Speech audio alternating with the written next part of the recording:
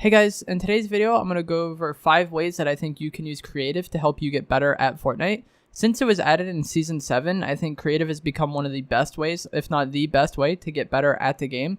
And a lot of people don't take advantage of it or don't take advantage of it in the right ways. So I'm going to go over 5 things and how you can use them to get better and what they're going to help you get better at.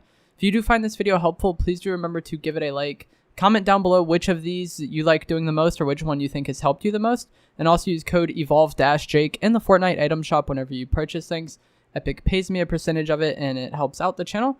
So the first thing is going to be edit courses and free building. Building and editing are 2 of the more important aspects of the game, and you actually don't need anybody to practice these things. There's many edit courses out there that you can use to help you become better at editing, because essentially building and editing, all it is time and muscle memory and like comfortability with your sensitivity.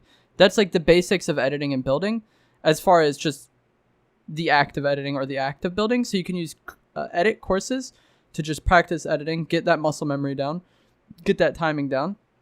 And then free building you can use to practice building, obviously. And a lot of people don't take advantage of this in the right way. I think people just go out and crank 90s or do other various builds. The thing you want to do is have set things that you want to improve on. Like, don't just ramp random places or do 90s constantly. Like, if your 90s are good and you have very good 90s, there probably isn't much of a need in practicing them other than like warming up or whatever, right?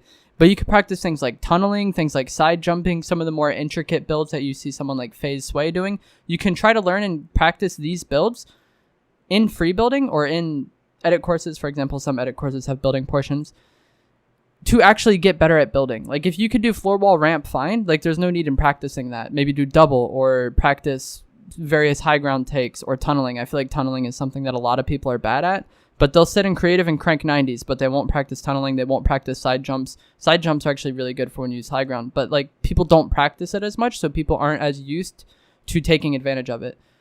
That's basically what you need to practice to be able to do these things well in game. First, you need to be able to have like the muscle memory of pulling off these edits or pulling off these builds, and then you need to have the muscle memory of like identifying when those things are necessary or when they're taking place. And that's what the rest of this list is going to be about. The rest of this list is going to be zone wars, turtle wars, and 1v1s. So zone wars, if you guys don't know what it is, it's basically a simulated late game. A storm will come through, you have like set loot, and then you have to fight your other opponents and travel to the late game, or travel to the safe zone like you would in a late game. Obviously, it's not perfect, but you can get in a lot of games quickly, and I actually think this is one of the best ways at getting used to keybinds or a new sensitivity is zone wars, because you can get in a lot of fights over and over and over again very quickly and get that practice in, rather than playing a normal game, dropping in, getting a gun, and dying because you're not used to your keybinds, and then like, I don't know, a few minutes later you get into another fight. Like, it's just much slower at getting used to new keybinds or new settings than playing something like zone wars will be.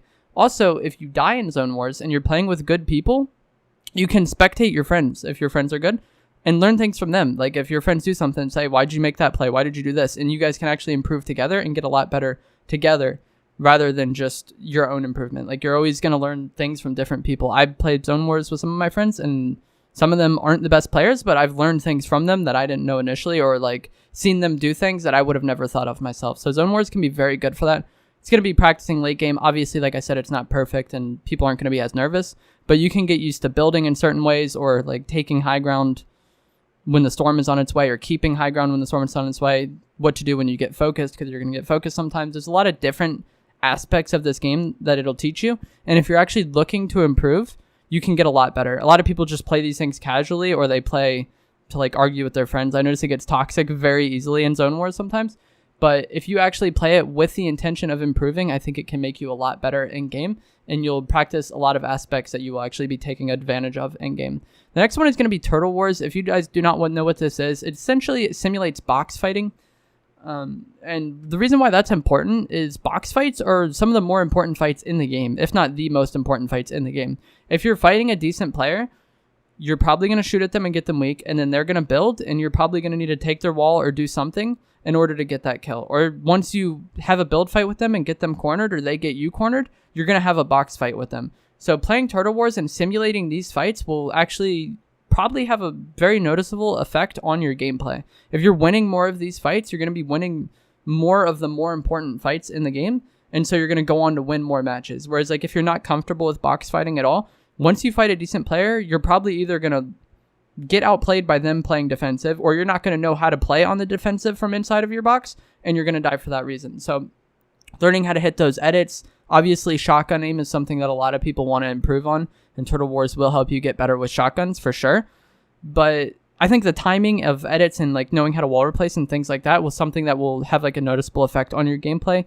Aim is aim. As you play the game and as you get better muscle memory, you're likely going to get better aim.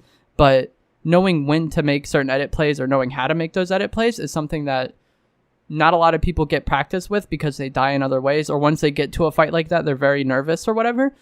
Playing Turtle Wars will get you comfortable in those situations. It'll get you used to that like timing, identifying windows in which you can make plays, knowing when to like edit your stairs or edit a window or edit the top row of a wall. All those things are very specific, and the only way you're going to learn those things, probably in my opinion, is by dying to someone who's using that against you. That's how I learn most, is when I die to someone doing something and notice that it's a good play and notice that it was very effective against what I was doing. That's when I learn the most. So Turtle Wars is very good for that.